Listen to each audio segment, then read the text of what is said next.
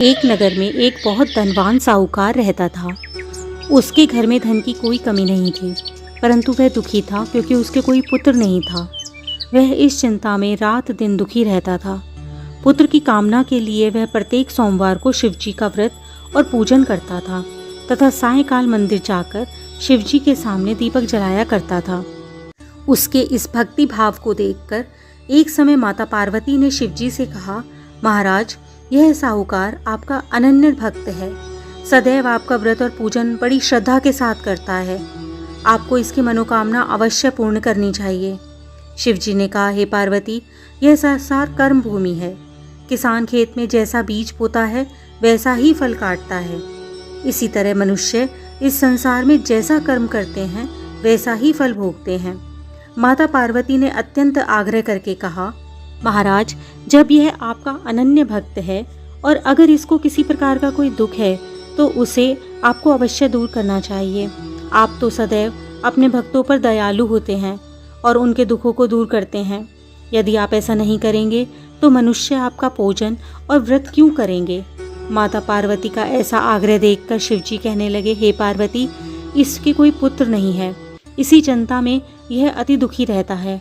इसके भाग्य में पुत्र न होने पर भी मैं इसको पुत्र प्राप्ति का वर देता हूँ, परंतु वह पुत्र केवल 12 वर्ष तक जीवित रहेगा। उसके पश्चात वह मृत्यु को प्राप्त हो जाएगा। इससे अधिक मैं इसके लिए कुछ नहीं कर सकता। माता पार्वती और भगवान शिव का यह वार्तालाप वह साहूकार सुन रहा था। इससे उसको न तो प्रसन्नता हुई और न ही कोई दुख हुआ। वह पूर्व की तरह शिवजी का व्रत और पूजन करता रहा। कुछ समय पश्चात साहूकार की स्त्री गर्भवती हुई और 10वें महीने में उसके गर्भ से एक सुंदर पुत्र पैदा हुआ।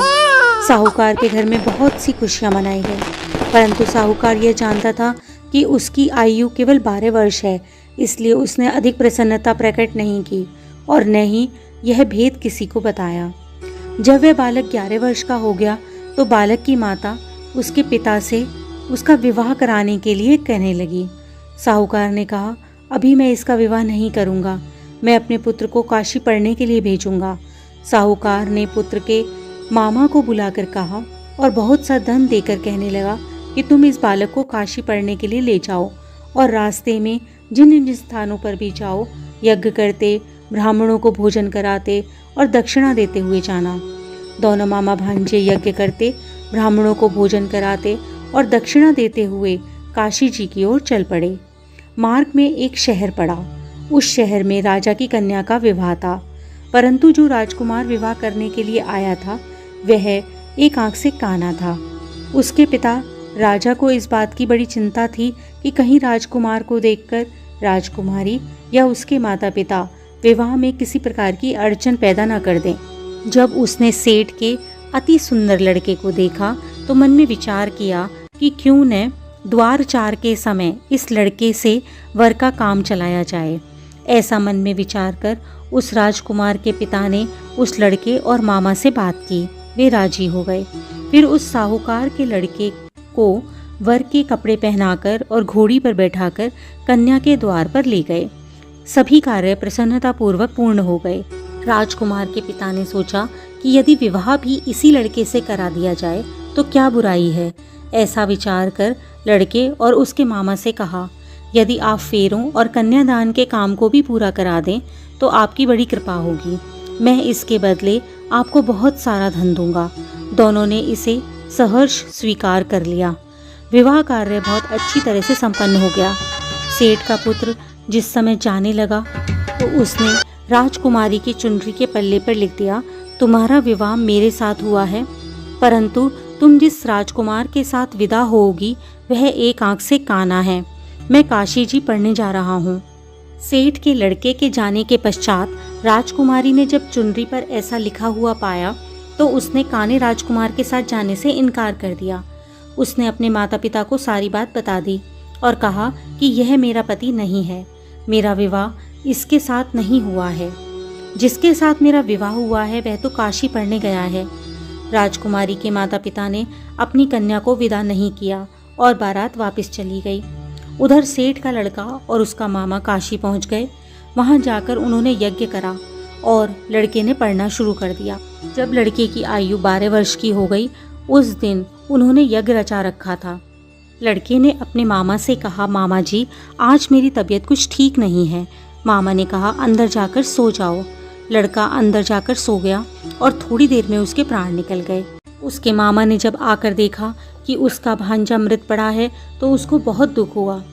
उसने सोचा, अगर मैं अभी रोना पीटना मचा दूंगा तो यज्ञ का कार्य अधूरा रह जाएगा। अतः उसने जल्दी से यज्ञ का कार्य समाप्त करवाकर ब्राह्मणों के जाने के बाद रोना पीटना शुरू किया। संयोगवश उसी समय शिव पार्वती उधर से जा रहे थे। जब उन्होंने जोर जोर से रोने की आवाज़ सुनी तो पार्वती जी कहने लगी, महाराज, यह कोई दुखिया रो रहा है, उसके कष्ट दूर कीजिए। जब शिव पार्वती वहाँ पहुँचे तो उन्होंने पाया कि वहाँ एक लड़का मृत पड़ा है। माता पार्वती कहने लगी, महाराज, यह तो वही सेठ का लड़का है जो आपके वरदान से ही उत्पन्न हुआ था। शिवजी ने कहा, पार्वती, इसकी आयु इतनी ही थी, सो यह भोग चुका। तब पार्वती जी ने कहा, हे महाराज, इस बालक को कुछ और आयु दो, नहीं तो इसके माता पिता तड़प तड़प कर मर जाएंगे। माता पार्वती के बार बार आग्रह करने पर शिवजी ने उसको जीवन का वरदान दिया। शिवजी की कृपा से वह लड़का जीवित हो गया। शिवजी और पार्वती वापस कैलाश पर्वत को चले गए। शिक्षा पूर्ण होने पर वह लड़का और उसके मामा उसी प्रकार यज्ञ करते, ब्राह्मणों को भोजन कराते और दक्षिणा देते हुए अपने घर की ओर चल दिए और वापस आते हुए उसी शहर में पहुँचे जहाँ की राजकुमारी के साथ लड़के का विवाह हुआ था। वहाँ आकर उन्होंने यज्ञ आरंभ कर दिया।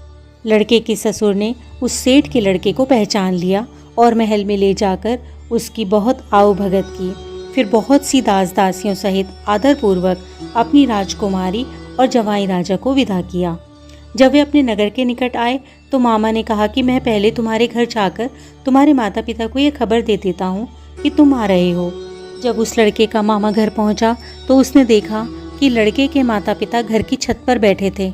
उन्होंने यह प्रण कर रखा था कि यदि हमारा पुत्र सकुशल लौट आया तो हम राजी खुशी नीचे आ जाएंगे, नहीं तो छत से ही गिरकर अपने प्राण त्याग देंगे। उस लड़के के मामा ने आकर जब यह समाचार दिया कि आपका पुत्र आ गया है तो उन्हें विश्वास ही नहीं हुआ। तब मामा ने शपथ पूर्वक कहा कि आपका पुत्र अपनी पत्नी और बहुत सारा धन लेकर आया है। तो सेठ प्रसन्नता से भर गया। सेठ सेठानी आनंद पूर्वक नीचे आए और बाहर आकर उन्होंने अपने पुत्र और उसकी पत्नी का भरपूर स्वागत किया और सभी प्रसन्नता के साथ रहने लगे।